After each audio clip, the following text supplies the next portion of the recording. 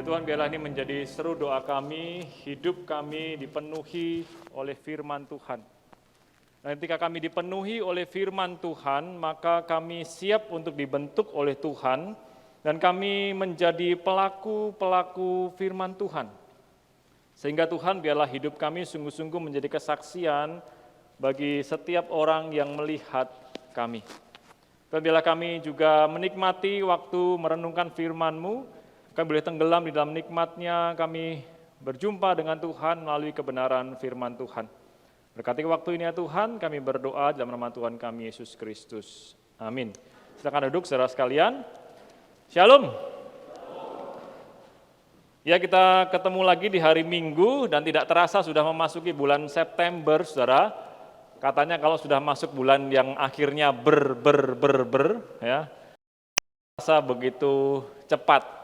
Ya, nanti tiba-tiba sudah HUT lagi, tiba-tiba sudah Natal dan sudah pergantian tahun. Nah, semoga kita bisa melewati sepanjang tahun ini juga terus dengan peka akan pemeliharaan Tuhan. Nah, saudara, hari ini saya mengajak kita untuk melanjutkan pembacaan kita dari kitab Yakobus pasal yang kedua, ayat yang pertama sampai ayat yang ke-13. Yakobus 2 ayat 1 sampai ayat 13 kita baca bergantian, saudara. Saya ayat yang pertama, Bapak Ibu sekalian yang di tempat ini maupun yang di rumah ayat yang kedua, demikian seterusnya sampai ayat yang ke-13 selesai kita baca dengan bergantian. Yakobus 2 1 sampai 13 demikian firman Tuhan. Saudara-saudaraku, sebagai orang yang beriman kepada Yesus Kristus Tuhan kita yang mulia, janganlah iman itu kamu amalkan dengan memandang muka.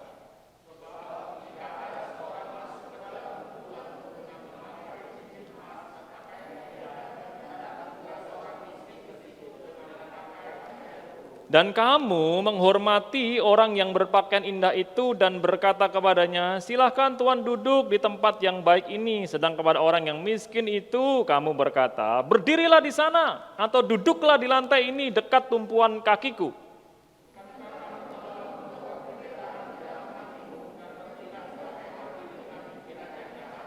Dengarkanlah hai saudara-saudara yang kukasihi, bukankah Allah memilih orang-orang yang dianggap miskin oleh dunia ini untuk menjadi kaya dalam iman dan menjadi ahli waris kerajaan yang telah dijanjikannya kepada barang siapa yang mengasihi Dia?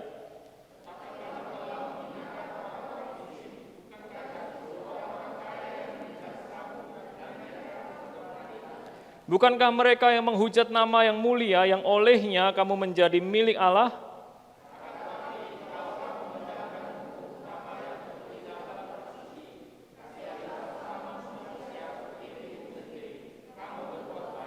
Tetapi jikalau kamu memandang muka, kamu berbuat dosa, dan oleh hukum itu menjadi nyata bahwa kamu melakukan pelanggaran.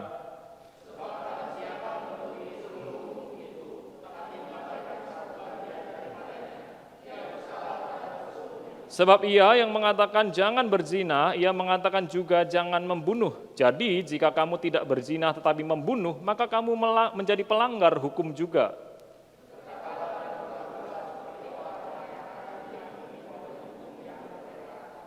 Sebab penghakiman yang tak berbelas kasihan akan berlaku atas orang yang tidak berbelas kasihan. Tetapi belas kasihan akan menang atas penghakiman. Sedemikian jauh pembacaan firman Tuhan, berbagai kita yang membaca, mendengar, dan melakukannya. So, kalau kita mengingat minggu lalu, penginjil Tuti menyampaikan secara inti apa yang disampaikan lewat Yakobus pasal yang pertama, yaitu ketika engkau dan saya mendengarkan firman Tuhan, itu baik.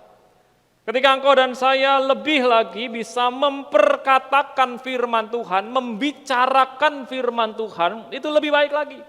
Tetapi kedua hal itu saudara, tidak akan pernah bisa menggantikan ketika kita seharusnya melakukan firman Tuhan. Nah saudara, Yakobus dengan sangat serius, saudara. Kitab Yakobus bisa juga dikatakan sebagai amsalnya perjanjian baru, begitu. Isinya hal-hal yang praktis, saudara. Dengan sangat serius dia ingin mengatakan kepada kita, hai orang-orang Kristen yang ada di perantauan, katanya. Kamu tidak cukup menjadi hanya sebatas pendengar atau orang yang belajar bahkan mendiskusikan, mendalami firman Tuhan. Tapi engkau harus menjadi orang yang melakukan firman Tuhan. Selesai dia ngomong itu, saudara, dia langsung masuk kepada hal yang praktis, sangat praktis. Nah, ada satu gambaran karikatur, saudara, ya, yang digambar oleh seorang yang bernama Erin Gillespie, ya. Dikatakan begini, di satu gereja ada seorang muda, seorang anak, pakai celana pendek, begitu. Mungkin kalau saya pakai celana pendek, pakai kaos itu masih pikir anak muda, begitu, anak SMP, ya. Ini namanya nggak tahu diri, sudah tua, ya.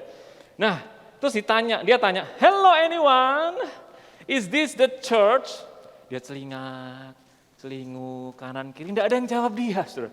Kenapa? Dia mungkin tidak dianggap di sana. Tapi ketika kemudian ada seorang yang pakai pakaian jas, ganteng kayak pendeta Kong, begitu kan, wah. Terus tiba-tiba ada majelis, pengurus datang, langsung begini bilang, the sanctuary is right this way, senator. Tempat ibadahnya di sini. Terus anak mudanya itu, anak kecilnya itu dibiarin sendirian, bingung celingukan, cari tempat di mana dia bisa beribadah.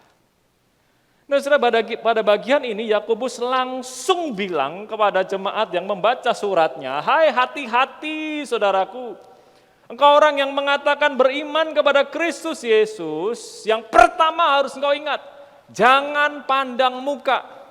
Waktu saya bilang ini sama si Widi, saudara istri saya bilang begini, loh Pak, kok enggak pandang muka, pandang apanya Pak? Ya kan harus mukanya Pak. Oh bukan itu maksudnya, saudara, kita tahu sama-sama bukan? Jangan membeda-bedakan. Jangan pilih kasih kalau kamu semua, hai jemaat Tuhan, mengaku sebagai orang yang beriman kepada Kristus. Sudah firman Tuhan katakan begini, waktu kita memandang muka, maka sebetulnya hati dan pikiran kita itu sedang melakukan sesuatu. Sudah dosa ini tidak terlihat. Menarik sekali, saudara. Ini dosa yang diawali dari dalam hati, pikiran yang seringkali pun sudah dilakukan, tapi tidak terlihat. Sehingga saudara, ketika kita melihat bagian ini, saudara, di bagian yang pertama, kenapa sih Yakobus berkata kamu jangan memandang muka, karena ini ada urusannya dengan iman kita, saudara. Iman yang tidak terlihat itu akan kemudian mempengaruhi hati dan pikiran kita untuk mengambil keputusan seperti apa. Itu sebabnya kitab Yakobus katakan begini, kalau engkau dan saya mulai membeda-bedakan, maka hatimu sudah melakukan sesuatu. Dan pikiranmu adalah pikiran yang jahat. Sudah luar biasa sekali firman Tuhan ini. Belum melakukan apa-apa dengan tangan kaki kita, belum melakukan apa-apa dengan mulut kita, tapi hati dan pikiran kita itu, kata firman Tuhan, sudah melakukan yang jahat ketika engkau dan saya memandang muka. Ketika engkau dan saya mulai membeda-bedakan satu dengan yang lainnya. Surat Yakobus ini memberikan sebuah garis bawah yang sangat tebal menurut saya, khususnya ketika ada problem yang terjadi di jemaat Kristen di perantauan waktu itu. Apa, saudara? Jadi ketika dia berikan contoh, saudara, ketika ada di kumpulanmu, dipakai kata sinagog di situ, berarti seperti tempat ibadah kita sekarang. Ada orang yang datang pakai cincin emas gitu ya, lebih besar batunya dari batunya Pak Akang, begitu cincinnya mungkin ya. Terus pakai kemudian baju yang luar biasa, hebat, mahal ya, Gucci, kalau saya Gucci-Guccian, saudara gitu ya. Terus kemudian dikatakan, wah kamu langsung sambut dia, datang mari, duduk di depan, VVIP, very very important person. Begitu yang datang seperti penginjil tanah hati, pakai celana 7/8, sebelahnya robek-robek, begitu ya, atasnya pakai kaos oblong, rambutnya kumel, dulu pernah datang tiba-tiba nggak lupa mungkin sisiran begitu ya. Terus kemudian kita bilang, sorry bang, abang dibawa aja ya bang, di sini sudah penuh, padahal kursinya masih ada. Saudara. Itu yang terjadi di dalam pergumulan jemaat yang menerima surat Yakobus ini. Saudara. Dan saya yakin dan percaya karena dosa ini tidak terlihat, saudara, bisa terjadi di sekitar kita. Itulah sebabnya Yakobus katakan, kalau kamu mengaku beriman kepada Kristus, hati-hati loh. Hatimu seperti apa, pikiranmu seperti apa. Saudara, Mungkin kalau kita mau cek kepada diri kita, bisa jadi kita cukup sering melakukan hal ini, memandang muka. Saya ketika mungkin nanti ke depan ya, minggu demi minggu, ada orang-orang yang datang, dan kita tahu ini orang yang siapa ya dia ya. Saya kan pasti akan bertanya begitu, mulai bertanya dari dalam diri kita kan. Dan mulai muncul prasangka biasanya, betul ya? Prasangka itu bisa positif, bisa negatif. Ya, yang menyangka sebelum kita mengenal orang itu. Masalahnya saudara, kita tidak kenal dia. Kita tidak tahu dia. Tapi seringkali yang terjadi prasangka itu yang kemudian memberikan penilaian kepada orang tersebut tanpa kita belajar untuk mengenal dia. Berbeda dengan Kristus, saudara. Kalau Kristus tidak pernah berprasangka, dia tahu isi hati orang. Dia mengenal orang itu seperti apa. Tapi toh walaupun dia tahu ada orang-orang yang mau membunuh dia, mau menyangkal dia, mau kemudian mengejar dia. Siapapun yang datang kepada Kristus dengan hati yang terbuka, Kristus menyambutnya. Itulah sebabnya bagian firman Tuhan ini sangat cocok dengan apa yang Lukas tuliskan di dalam Kisah Para Rasul pasal yang ke-10. Saudara, jemaat waktu itu juga bergumul. Orang-orang percaya sebagian besar masih hanya terdiri dari orang-orang Yahudi Kristen. Tentu saja mereka merasa kami umat pilihan Allah. Tetapi Tuhan mengatakan kepada mereka tidak. Dan Tuhan memulai dari siapa? Simon Petrus. Ketuanya dulu, kepalanya dulu, orang yang mungkin bisa dikatakan paling keras kepala. Banyak ngomong tapi salah terus. Dia katakan, Simon ayo pergi ke tempatnya Cornelius. Dikasih penglihatan, binatang-binatang haram suruh makan Simon Petrus. Simon Petrus bilang, jangan Tuhan, itu kan haram. Tuhan katakan, kalau aku bilang ini halal, kamu bisa makan, makan. Setelah itu dia pergi ke tempat Cornelius, singkat cerita, saudara, Cornelius bertobat, akhirnya dia berkata seperti yang dituliskan di Kisah Para Rasul 10 ini. Sekarang aku tahu, saudara bayangin loh. Dia sudah ikut Tuhan 3 tahun lebih. Dia jadi pemimpin jemaat Tuhan di Yerusalem bersama-sama dengan para rasul.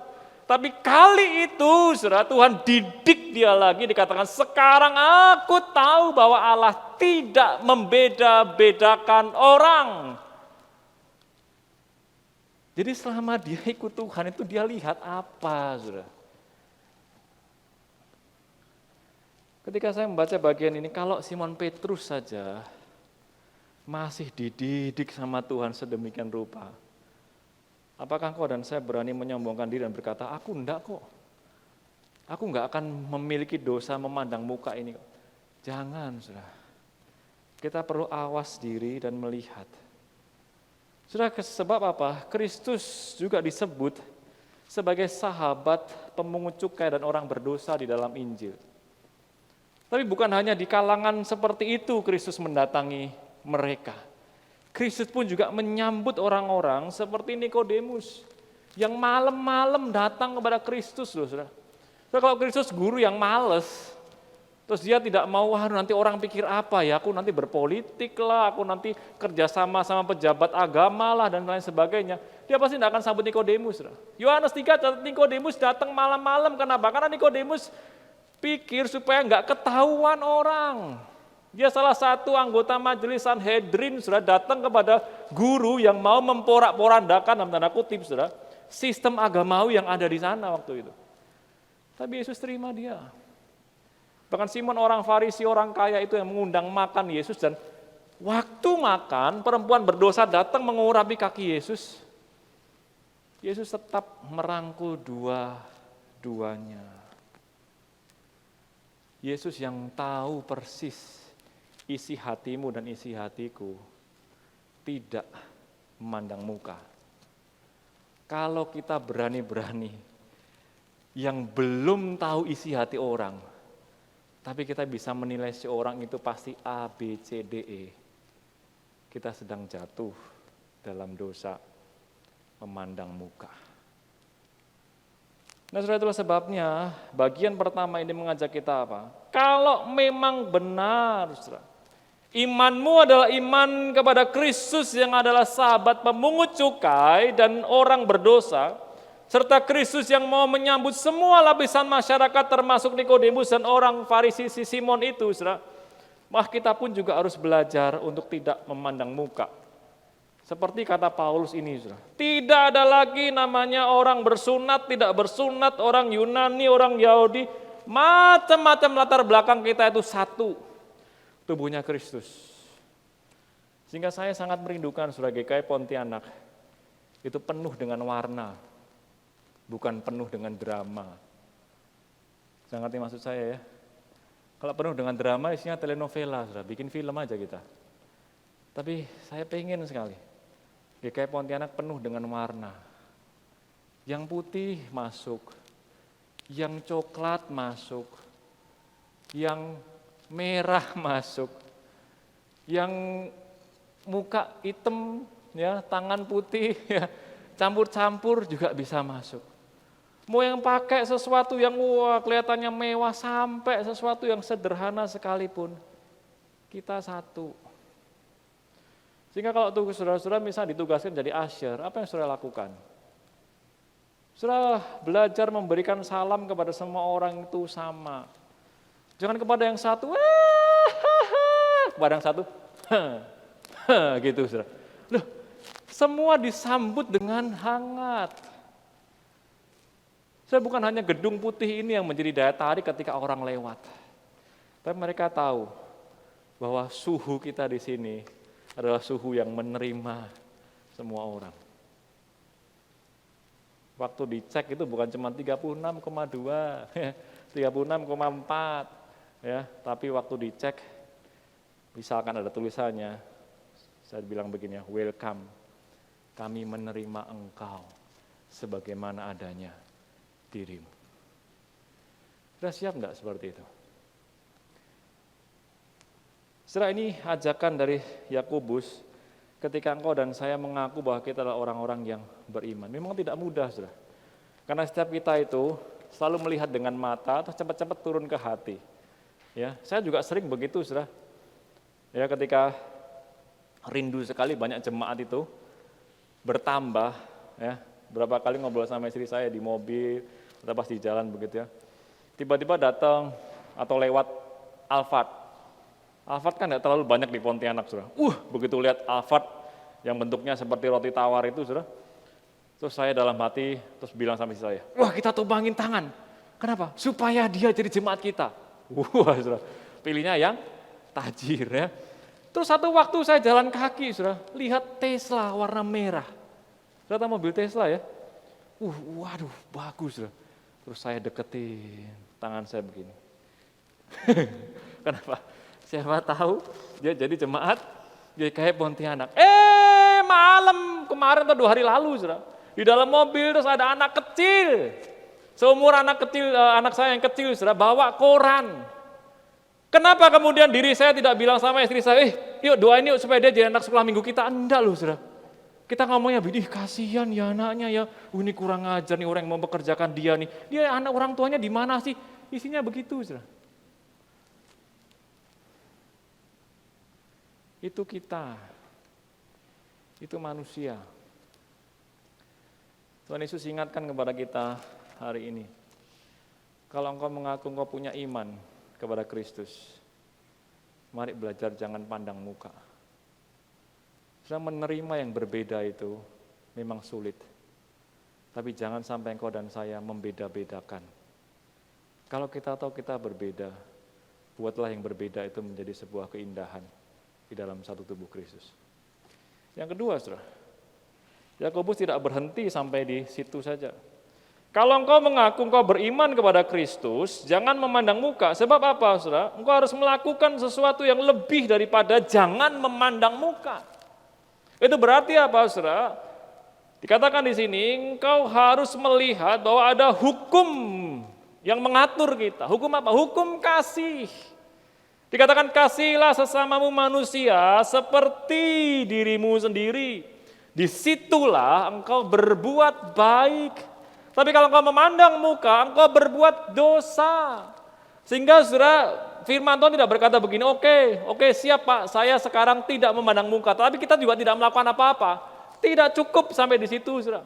Ketika engkau dan saya sudah bisa mengatur hati dan pikiran kita tadi untuk tidak membeda-bedakan orang, maka itu satu hal yang sangat baik. Tapi Tuhan katakan tidak berhenti sampai di situ. Engkau harus mau melangkah lebih lanjut lagi. Kenapa? Karena engkau diperintahkan untuk mengasihi orang lain sama seperti engkau mengasihi dirimu sendiri. Jadi saudara, tidak memandang muka itu tidak cukup. Kita harus menerapkan kasih satu terhadap yang lainnya. Pertanyaannya, mau enggak kita untuk berani mengambil langkah, membuka diri kita, mengambil semua resiko untuk mengasihi dia.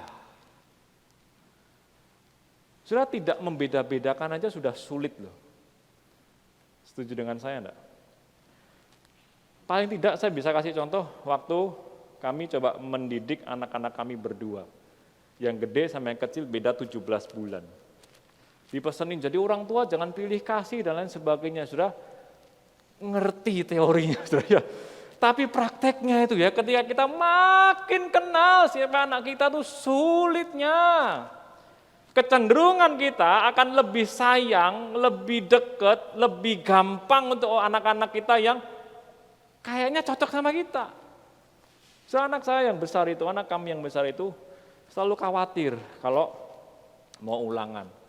Terus kalau nilainya dapat jelek tuh selalu, aduh nangis. Pernah satu kali ulangan tuh dapat 40 atau 50, nangis seharian. Rasanya hidupnya tuh gagal, hancur, masa depanku tidak ada, begitu. Ya. Tapi yang kedua, menarik. Waktu ulangan dibagi, dibuka, dapat berapa dek? 40 pi, 50 pi. Udah habis itu ditinggal. Remedial enggak dek? Remedial. Udah dikerjain? Belum. Loh, ini kok, dek ini dapat gini, udah belajar belum? Udah pi ya, tapi gimana? Santai sekali. Kalau saya mau ngambil step satu langkah, saya tetap belajar mengasihi dua-duanya. Secara manusia, saya akan lebih memilih anak yang besar. Kenapa? Gampang kok. Dia sudah tahu dia gagal. Dia udah tahu dia harus bekerja lebih keras. Tinggal saya ngomong simpel aja, Kak belajar. Oke Bi, begitu dapat 100 dia, wah Bi dapat 100 Bi. Nah, terus saya bilang, oh itu nilainya papi, nilainya kamu. Tapi yang kecil sudah, Dek ayo belajar. Nantilah Bi, Dek ini belum dikerjain, masih ada waktu Pi. Nanti begitu, wah sudah mepet baru, Pi ini gimana? Nah, aduh sudah. Lebih membutuhkan banyak waktu bukan? Perhatian bukan? Banyak usaha yang dikerjakan bukan? Belum lagi resiko-resiko yang lain. Sama ketika engkau dan saya mau menerapkan hukum kasih kepada sahabat kita di gereja, kepada saudara-saudara kita seiman, seringkali engkau dan saya juga harus siap untuk apa saudara? Dilukai, siap untuk kecewa. Karena Tuhan tidak mau kita hanya berhenti, hai engkau jangan pandang muka selesai, enggak saudara. Firman Tuhan katakan dengan jelas, belajarlah mengambil satu langkah lebih maju untuk mengasihi orang yang berbeda dengan engkau. Sebab apa saudara? Disitulah kita melatih diri kita untuk mengasihi Allah. Saudara, Allah tidak terlihat oleh mata kita. Tapi Allah memperlihatkan saudara-saudara di sekitar kita dengan segala macam latar belakangnya. Apakah engkau dan saya mau mengambil resiko itu, konsekuensi itu untuk melangkah dan mengasihi mereka. Saudara, itu berarti harus ada sesuatu yang kita berikan kepada Tuhan, kepada orang tersebut. Tapi ini yang Tuhan mau, saudara. Sehingga saya pikir kalau ini menjadi satu komunitas yang kita bangun di tempat ini, sudah di gereja kita, nggak perlu susah-susah kayak Pontianak, wah bukan cuma gedungnya aja yang gede, ya putih, ya White House-nya Arterio Supadio, begitu kira-kira saudara. Nah, tapi orang juga tahu dari mulut ke mulut itu, orang, oh iya ya di sana tuh hangat, oh iya di sana tuh saling mengasihi, aku merasa diterima, aku merasa dirangkul, itu menjadi sebuah publikasi yang hidup, saudara, dari tiap-tiap orang yang mengalaminya di tempat ini.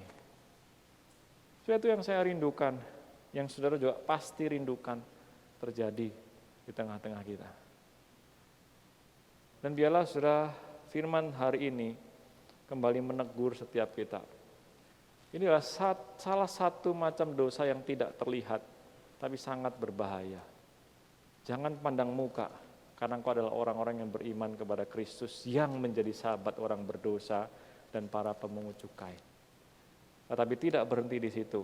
Ketika engkau dan saya tidak memandang muka, maka di waktu itulah engkau harus belajar melangkah untuk mengasihi orang lain.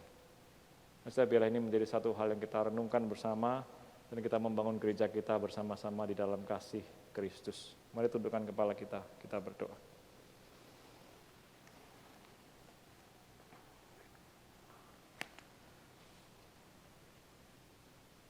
Ya Tuhan, sebetulnya susah untuk kami tidak memandang muka. Karena kalau kami mau jujur ya Tuhan, kami punya kecenderungan untuk memberikan penilaian yang bisa menjadi satu prasangka yang buruk dan negatif kepada orang lain. Tuhan, kami juga berdoa kepada Tuhan berkali-kali, Engkau memberikan kami rumah yang sangat baik. Tapi mungkin sampai hari ini hati kami belum siap untuk mengundang orang hadir, bahkan untuk menerima orang yang baru hadir. Itu sebabnya firman-Mu mengingatkan kami ya Tuhan. Kami harus menjadi pelaku-pelaku firman Tuhan. Ajar kami, khususnya hati dan pikiran kami yang tidak membeda-bedakan orang lain. Siapapun ya Tuhan, yang mau mengenal Tuhan, yang rindu dibangun di dalam gereja Tuhan, kami boleh menyambutnya sama seperti Kristus sudah menyambut kami. Sehingga kami sungguh-sungguh hidup di dalam kasih yang tulus, bukan di dalam kasih yang pura-pura. Bahkan ketika kami mungkin harus kecewa, ketika kami mungkin harus terluka ketika kami mengasihi satu dengan yang lainnya, bila Tuhan yang memulihkan kami. Dan justru disitulah kami semakin belajar apa arti pengorbanan Kristus di kayu salib untuk kami, yang juga sudah berkali-kali mengecewakan Tuhan dan membuat hatimu terluka. Tolong kami Tuhan, bila kami bisa membangun komunitas ini dengan kuat kuasa dan pemeliharaan dari Tuhan. Tuhan tolong setiap jemaat di tempat ini, dan Tuhan juga tolong setiap orang-orang yang belum mengenal Tuhan di luar sana, yang mungkin Tuhan sudah siapkan supaya kami bisa menjadi kesaksian untuk mereka. Jadi tolong siapkan kami juga Tuhan, untuk boleh menjadi kesaksian yang hidup di tengah-tengah kehidupan kami, baik di rumah, tempat kerja kami, dimanapun Tuhan menempatkan kami. Terima kasih, kami berdoa dalam nama Tuhan kami Yesus Kristus. Amin.